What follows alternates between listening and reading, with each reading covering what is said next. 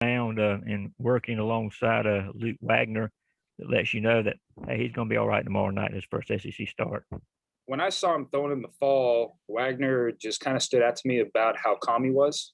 And every time he went out, it was always the same kid you got every day. It was very CJ like, where he doesn't ever get too high or doesn't get too low. And he just came out through a ton of strikes. And, in the fall, he came out, did really well, came back in the spring. He struggled a little bit, but I think he's started to work through those struggles and started to figure out his command.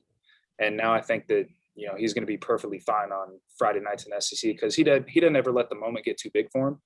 And I think that that's going to be a big part of his success just this year and down the road is, he's a competitor and he's very competitive, but he's a lot like CJ to where he didn't let himself, do too much or extra or more than enough than what he needs to. How does it feel for you personally now that the chains are off, man? They're not going to be no pitch counts. They're just going to kind of let you rock and roll out there right now. Excited about that opportunity? Yeah. Come Saturday? Yeah, it's it's been a long time coming. I've been, waiting for this opportunity and I'm going to seize the opportunity. I mean, I've trained for it all off season. I trained for it all fall and spring and, the time's finally here. So I'm going to go out and show that I can do what I need to do in order to give the team a win. And last question from me. I mean, how much different is it this year, knowing again you're about to open SEC play, but knock on wood, there's not going to be anything else to kind of keep you from getting this done now?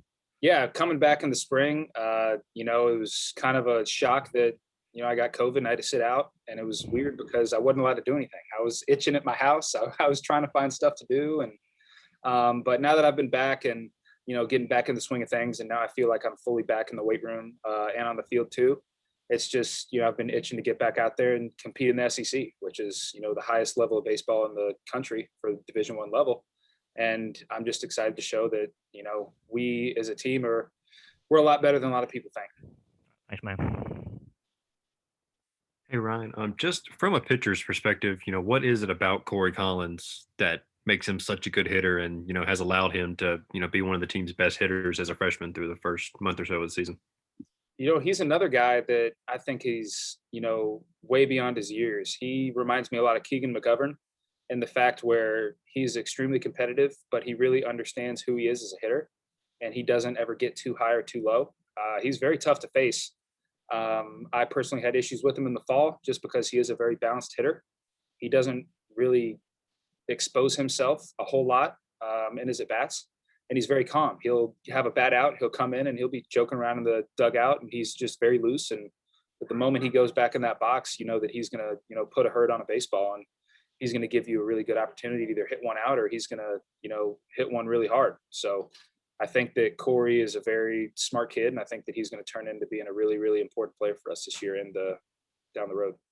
That mentality that he has at the plate, as just how special is that to see, in a freshman, playing his first college games, but also, having such a good understanding of the game and what he needs to do to be successful.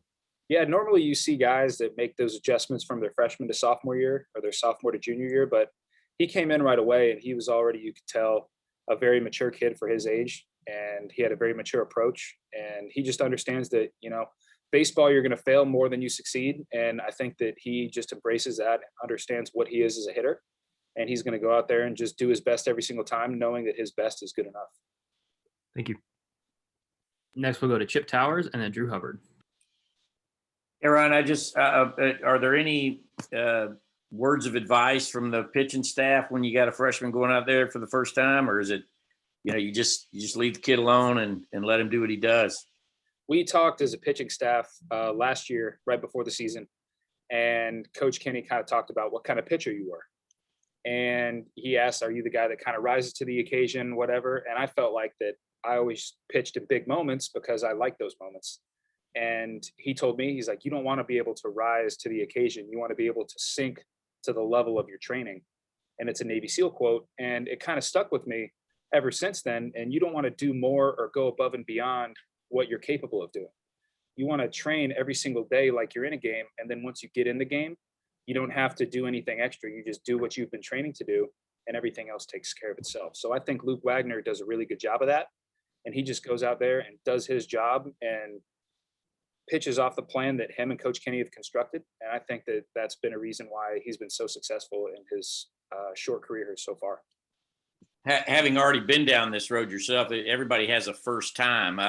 What would you describe it's like? It's like your fastest, best stuff. You're surprised when they get around on it. The dudes are bigger. Your mistakes are more exaggerated. I mean, how do you verbalize that? There's really no way to describe it. I mean, there's a lot of guys that you'll see them in the box and they're a lot more physical and they're a lot bigger and they're a lot faster. And you just got to be a little bit sharper with your pickoffs, with your location, all that stuff. I remember my first start was at Alabama my freshman year. And I remember Chandler Taylor, he was the cleanup guy for Alabama, hit a home run out of the entire stadium off me in like the 4th or 5th inning. And it was the first pitch of the inning. And I didn't even think it was a bad pitch.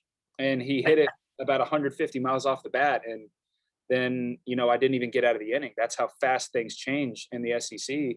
And, back then I would let my emotions get the best of myself and I would try to do too much. But one of the things that I've been trying to tell the freshmen is, the good thing about having experience is you can tell them to try to not make those mistakes and just be yourself and do what you were able to do, and that your best is always more than enough. And I think that all of our freshman pitchers have been doing that up to this point, and I don't see them trying to do above and beyond or trying to do too much.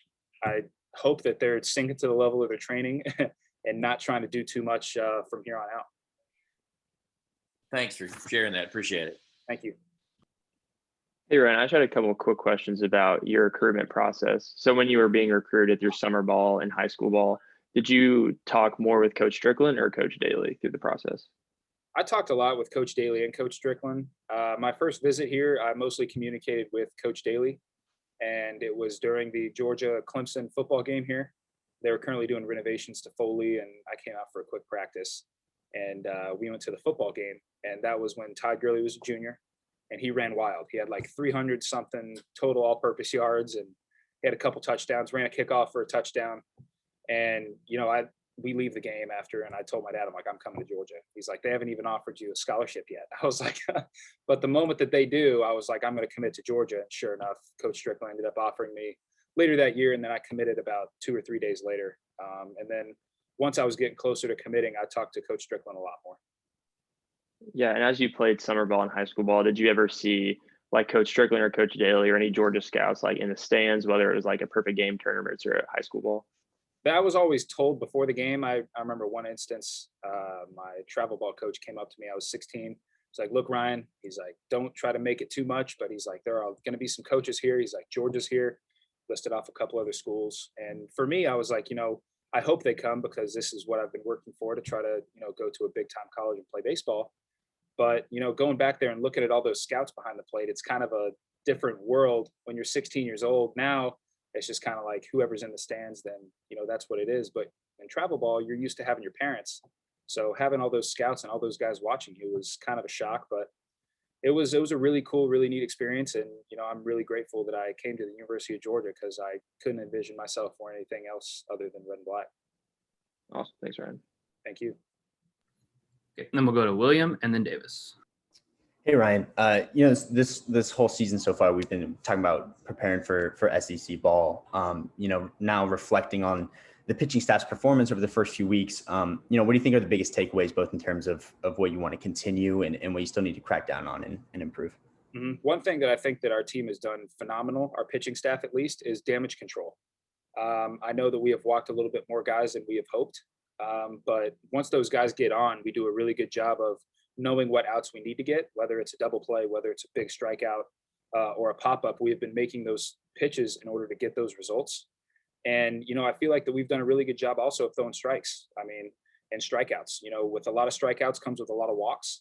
And, I feel like that we have really thrown a ton of strikes and a lot of swingable strikes. But sometimes when you get a lot of strikeouts, you get a ton of walks as well. So I think that, that kind of goes hand in hand. But we've also shown a ton of competitiveness. I think that our young guys have adapted really well, and they're doing a really good job of going in and doing their job and competing really well, whether they have their A-game stuff or not. They're going out and doing their best, and nobody has shown, any sign of anything other than that. And I couldn't be more proud of our young guys stepping up while me and Cannon were out, and, they've done more than enough to fill those roles. And now that we are back, it kind of takes less pressure off of them. So I feel like that, our pitching staff's going to be ready to roll coming into conference play here.